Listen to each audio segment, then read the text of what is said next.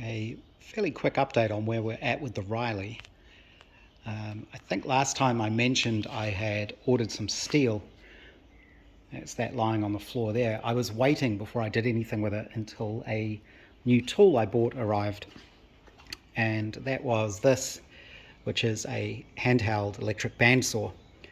This was from the tool shed, obviously. I think that's New Zealand's equivalent of Harbour Freight. So they have name brand tools, but they also have their own brand tools, which is all just stuff from China, basically. I believe this is exactly the same as the Bauer brand saw that you see in the US. I've no idea what the equivalent is in the UK, maybe Halfords. I don't actually know.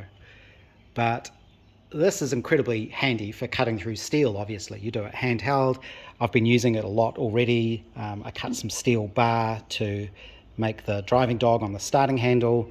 Normally I would do this sort of thing with an angle grinder or a hacksaw, and that just takes forever or creates a big mess. The angle grinder throws sparks everywhere. I usually do it outside to avoid the mess. This is a lot simpler and quieter and easier. So obviously normally it's handheld, but what a lot of people do is convert them into benchtop bandsaws by building a stand for them. I think you might actually be able to buy stands for certain brands as well. So I do have a bandsaw, obviously. I've got my woodworking one, but I want to keep that for woodworking. It's got a nice woodworking blade on it. I don't want to have to get a new blade that'll do metal and then have to change them, or I think you can use bimetallic blades and it'll do both, but it's a bit of a compromise. So what I'm going to do with this is mount it to a stand. Now there's loads of different films on YouTube showing how people have done that. Some people just literally clamp them in a vise and mount a new table to it. Other people make all sorts of fancy steel sort of enclosures for it. I've gone for one of the simpler methods because I want to be able to use the saw for both, so it needs to be quick and easy. So the way I've done it is I've built a timber box. It's just MDF. I literally just built this. You can see there's still wet glue in it, and you mount a table top to it. Ideally I need to get some steel. I've only got 3mm aluminium plate at the moment. I think this will do. Probably what I'll do is I'll make some little brackets to bolt this to the top rather than just screwing it into the end of the MDF, which is never that strong. So I'll put some little angle brackets, bolt this on, countersunk screws so this is all flat.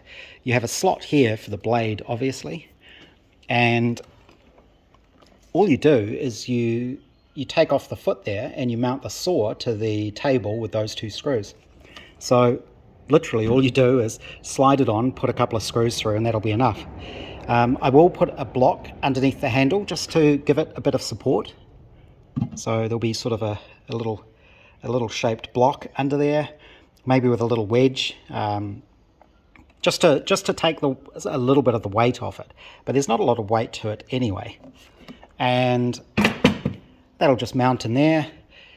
This is variable speed, but it's not a variable speed trigger. So there's a dial here that you can change the speed with. And to make it operate as a benchtop thing, I will just lock the trigger down. People either use cable ties for that, or I'll probably just use a piece of this Velcro. I can't do it with one hand, but obviously you can see how you can strap that switch down. And I finally finished something I was going to make when I was using the router a lot for the car frame, which is a little pedal box, mains powered pedal box thing. So there's a mains cable, power comes in. This is actually an RCD. This was given to me my late friend Mike. It will do 20 amps, and obviously as an RCD it's got current protection. It'll trip if anything goes wrong. It's also got a power switch. You obviously plug the lead into the mains, plug the tool into here, turn it on, and then there's a little foot switch that actually turns the tool on and off. I did replace the micro switch in these, so these switches are really cheap from China. I didn't trust the micro switch, so I put a nice name brand one in there. I think pulled from an old microwave or an old dishwasher. and that works fine. I was a bit worried that the tool, triggering the tool, would trip the RCD, but no, it works perfectly. So that'll just be a nice bench bandsaw. The other thing I've been doing is making the guard supports, figuring out how the guard stays go. Now, on the original cars, this varies a bit. Let me see. So this is a car that's currently for sale. It's got a replica chassis and an original steel body, and that just seems to have wooden blocks that the guard stays go through. I can't imagine that being that strong. This is how it was done on 8075, which is the car this is technically I'm replicating. And you can see this mount here, it's kind of a clamp. That is actually one of these. It's one of the engine mounts. So I don't believe that's original. I mean, it's an original Riley part, factory part, but I don't think that is actually how they were done. But that car was quite messed around with, so it's hard to know what's original or not. This seems to be the way it's actually done. This is a picture of an original one, and you can see there is a piece of metal with a crudely welded on sort of boss with a bolt through it to hold the tube in place. I believe this is actually original, and this is probably how most of them were done. This is another original car, 8017, and you can see the same arrangement there. So on these cars, it actually goes underneath here. But on mine, I've decided to put it on top because that puts it nicely above the tyre here. When the actual guard goes on, the guard sits a little bit above this. This will be cut off, and there's actually a metal strap that goes inside the guard, welded onto this. The reason I've done it on top is because when I do the one that's at the front, which comes out here, that ends up being exactly the same distance away from the tyre, and I can arrange the back one to be the same. Mainly for aesthetic reasons and just the simplicity of building it and the rigidity of it all, I just want these to be straight. The other advantage of putting it on the top like that is it actually makes the car look lower. I sort of played with this a bit, and it's kind of an interesting little effect, but with the stays there, when you sit in the car, because you're sitting almost level with them, it makes it look as if the car is lower than it actually is. It's already pretty low, but you know, it's just nice and clean and straight. The way I have actually mounted them is I've sandwiched through the timber. So I've made these brackets. Again, this is what I use the saw for to cut these. This is a piece of solid bar, and this tube is 19mm or 3/4 electro welded tube, about thick walls, so it's about 2mm thick walls. And to get a really nice fit in these, I guess you'd call them mounts or sockets, I used solid bar, which is why I ended up buying a 6-meter length of the solid bar. It's very handy stuff to have. And I machined it out on the lathe, which is why that's full of chips or spirals actually, because I've been drilling it.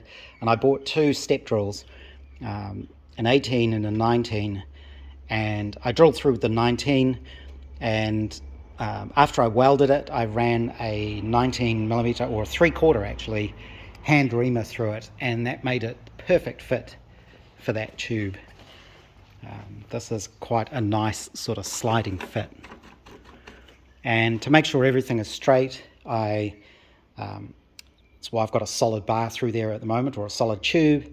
To keep these perfectly parallel, I was able to tack them on the car and then take them off and TIG weld them. So they're TIG welded all the way around. And to mount them, it's going to bolt through the timber. There's also a couple of screw holes in the front, so I can screw it to the timber. It bolts all the way through. There's another little piece of angle there, and I put some holes in that because I think I'll need them. I don't know what I need them for, but they'll be handy places to mount things. So this car obviously doesn't have a lot of room. I'm not going to have a spare tire in it. The fuel tank goes in there, so you've got this little bit of space. So I think what I'll do is have some sort of net or cloth type thing that lives in there to give a bit of storage and also to sort of close off the back of the car a little bit. You know, just so you've got a little bit of space there so that you can put things, jackets or little bags or whatever. So that came out quite nicely. I think once this is all actually bolted through, this will be very strong. And if I really want to make the guards rigid, obviously you can't have a single solid bar through there because it's got things either end. But you could leave these longer and join them in the middle with another piece of tube on them or something like that, and that would make that really strong. So I think the top mounts need to be very, very strong because most of the weight of the guard is hanging off those.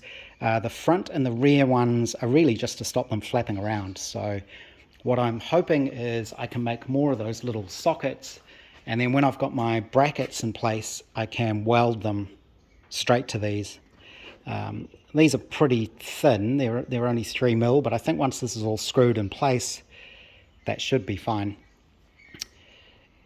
The other thing I might do, and it kind of pains me to do this, but given the cost and the expense of getting proper Whitworth hardware, I think for these bolts that actually go through the frame, once these are bolted up, they should never come off unless somebody's restoring the car.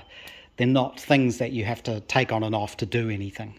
So I may cheat and use metric for those, just because it's easier for me to get them. And like I say, once it's all bolted together and the frame's all painted, what I'm going to need to do is I'm figuring out all the things that go on the frame. Then I will take all of those off. I've got some wood treatment that'll help with rot and mold and bugs and things like that. And then I will probably stain the whole thing black, just because it looks nice. And then everything else will just get bolted on permanently. So that's kind of the plan for now. So that's the first stay is in place. Like I say, it is a very nice fit in there. And again, realistically with this car, it's not actually going to be raced, so I don't know that I would ever be taking the guards off it once they're on there. But they were built so that they could be removed because they were used for racing. So it's nice to be able to do the same thing. And the other thing I did was I wanted to terminate the wiring for the horn button. So I made up it's just a little aluminium bracket, and this is a porcelain terminal. I just wanted to use something that was a little bit more in period. I don't know that these actually were used in period, but it looks a heck of a lot better than a modern plastic one. So that now means the horn is attached to the steering column and it can be removed in a single piece, and you just put a couple of wires in there, and there's some screw terminals, and that's for the horn button, which is mounted on there. So that's pretty much where we're at. I think I'll leave that box to dry overnight. I'll see if I've got any other metal I can use for the top, but that should be nice and simple. MGB, I'm waiting to hear about replacement springs, but I've got a feeling that any of the springs you can actually buy have too much camber in them, so I think I may end up sending those springs off to the company that reset the springs on the Riley for me. They actually reset them and they ended up rebuilding. I think they redid the top eyes. I can't remember on which ones, which set, the front or rear, but they do everything properly. They take them apart and they properly heat form them and do the proper heat treatments and whatever it is they do to springs to do it properly. So they should be good. I can probably send those leaf springs off to those guys and have them add, I don't need much, it's about 1.5 inches extra camber in that, just to raise the back of the car, because over time it has drooped a little bit. And I'm pretty sure when I had those done before, they were just kind of cold reset, which isn't really the right way to do it. So and I think that's pretty much it for now.